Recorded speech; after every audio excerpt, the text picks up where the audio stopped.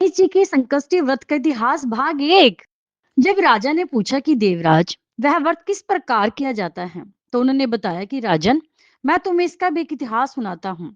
पूर्व काल में कृतवीर्य नामक एक राजा हुआ था। उसकी पत्नी सुगंधा अति रूपवती और साध्वी थी। उससे राजा के कोई संतान नहीं हुई। राजा ने अनेक पुत्रेष्ट यज्ञ किए, लेकिन सभी निष्फल रहे।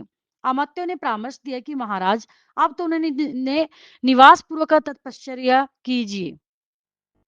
राजा को परामर्श उचित प्रतीत हुआ। उसने अमात्यों को राज्य की रक्षा का भार सौंपा और स्वयं पत्नी सहित वन में चला गया।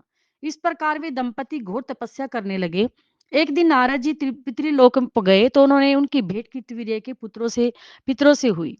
उनके कुशल सेम पूछने पर नारद जी ने कहा कि कृतवीर्य को जब तक स्वर्ग की प्राप्ति कराने वाले पुत्र की प्राप्ति नहीं होगी, तब तक वह पत्नी सहित कठिन तप करता रहेगा, और यदि पुत्र की प्राप्ति न हुई तो वह इसी प्रकार अपने प्राण दे देगा। तत्पश्चात देवऋषि यमलोक में पहुंचे।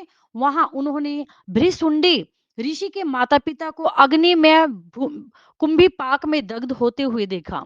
उन्होंने बड़ी दया आई। उन्होंने भृशुंडी ऋषि के पास जाकर उनकी दशा का वर्णन करते हुए कहा, मुनिवर, आपके माता पिता कुंभी पाक नरक में घोर दुख भोग रहे हैं। उनके उद्धार का कुछ उपाय कीजिए।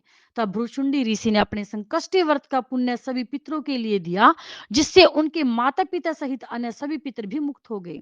राजा ने पूछा, हे देवेंद्र, आपने भ्रुशुंडी के पितरों के मुक्त होने का वृतांत तो कहा, किंतु कीर्तवीर्य के विषय में नहीं बताया कि उसके पितरों ने नारद जी को क्या उत्तर दिया। तो देवराज बोले कि नरेंद्र, वह भी सुनो।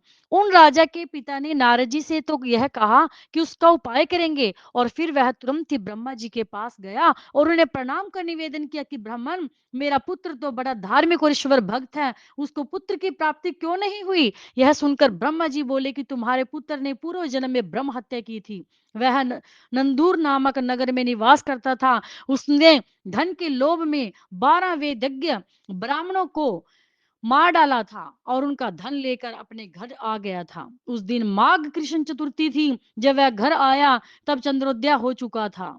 उसने अपने समस्त परिजनों के साथ बैठकर अपने पुत्र गणेश को पुकारा।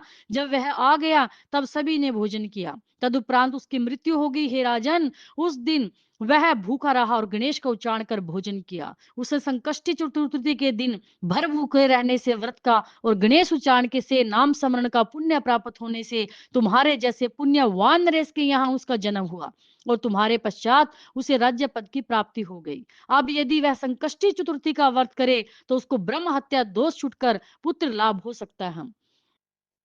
गणेश जी के इस संकष्टी चतुर्थी व्रत का वर्णन भाग 2 में।